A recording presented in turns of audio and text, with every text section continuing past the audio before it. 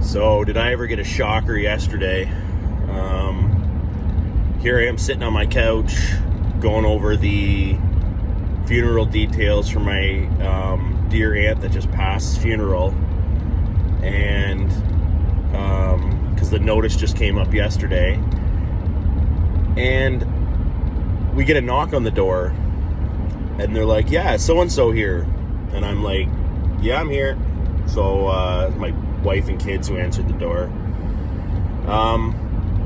I've got to go to court because I sold a vehicle 3 years ago, and the person that I sold it to, let's call him John.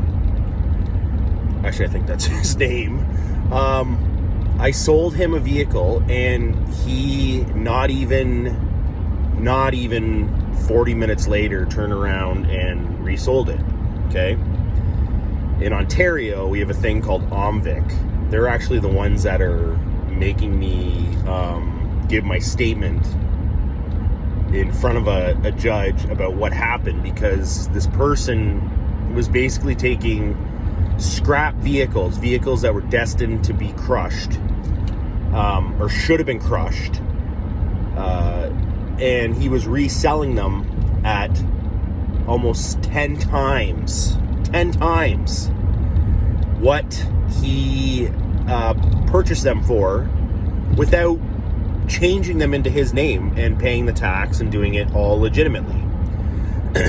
All this could have been avoided if he would have only changed the vehicle out of his name, or out of their name into his name.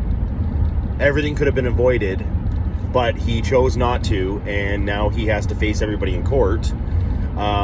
He paid me what I was asking for my Jeep, because I was asking about $4,000 less than what they were going for. And the reason why I was asking $4,000 less than what they were going for is it needed rocker panels. Like, it didn't actually need rocker panels for the safety.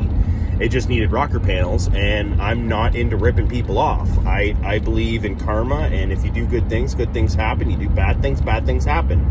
So, like I said, this all could have been avoided if he would have changed the vehicle into his name first. Because the person who bought my Jeep thought I was this guy, and I was not this guy. I'm who I am, and he was portraying that he was me selling this Jeep. And like, literally, I seen the ad 15 minutes. So as he was driving home, he already had the ad up on Kijiji, and he was trying to resell the vehicle. Well, here's the thing. It wasn't my Jeep that was in the pictures. There's no palm trees in northern Ontario. And the Jeep in the background, the Jeep in question, I have no idea how he got this good of pictures, but the Jeep in question, and the person who bought it should have realized that the interior was a totally different color in the pictures. He should have known that it was like kind of shady to begin with, but he didn't. But anyway, the guy, not even like 15-20 minutes later, had it reposted for twice to three times what I had it listed for. So, you know, if you go to sell something, people, make sure that the person is not shady, or you're going to be having someone knock on your door 3 years later and give you a subpoena to show up at court, or a summons to show up to court, so that you can tell your side of the story, and ultimately, you know, you're part of it. Your name is on that title. You are still part of the thing until the vehicle is officially switched out of your name. You still own it. So if somebody takes your vehicle and it's in your name, and they smash into somebody and it's still in your name and somebody else was driving, that person can legally, even though they're the ones who caused the accident, they can legally walk away, and you are held accountable because that vehicle is still in your name. They can go after your insurance company.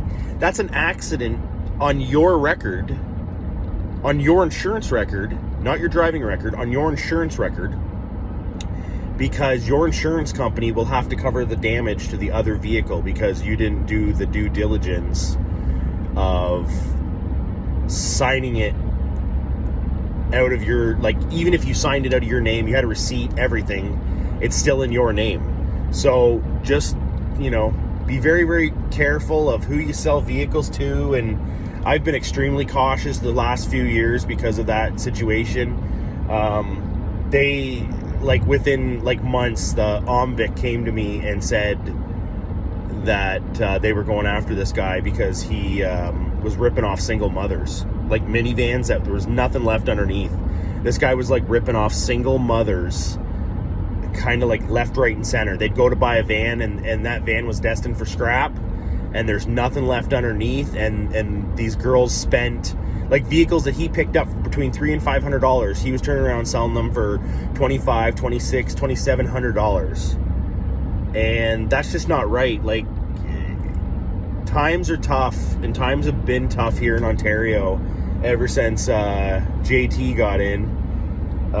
Times have been horrible, and the past 3 years have been completely horrible in Ontario. And for this guy to take advantage of single mothers and stuff, you know, he should be ashamed of himself. And the guy's he's not young. The guy's in his 70s. Actually, I think he's in his late 70s, or he might be 80 now. The guy who did it, but it just doesn't make any sense at all why he would do this. But he did, and he also he brought an unknown party with him, and that unknown party, because they were on my cameras at my house, that unknown party is also involved in it as well. And they didn't name his name on the documents for the court, but his name is on it. So he's also involved, because I've got license plates, I've got vehicles, I've got pictures, I've got all that stuff, phone numbers, the works. The guy called me from multiple different phones, and I had them all recorded and stuff. So I was covered 100%, but, like, you know, if he bought a vehicle from somebody else, those people may not have been covered. Those people may not know what they got themselves into when they answered that phone call. So, you know, just buyer beware, seller beware. Just be careful out there, people, because there's some shiesty people, you know. They think that I don't think they have a conscience. I think they drink enough to sleep, or they do enough drugs to sleep that it doesn't matter. But, you know, I don't do any of that stuff, and I believe in karma and doing good things for people, because I can't sleep unless a person has a smile on their face. So, you know, it's such a sad world, but unfortunately that's the world that we live in, and we just have to deal with it, right? So, all right, people, catch you on the next one.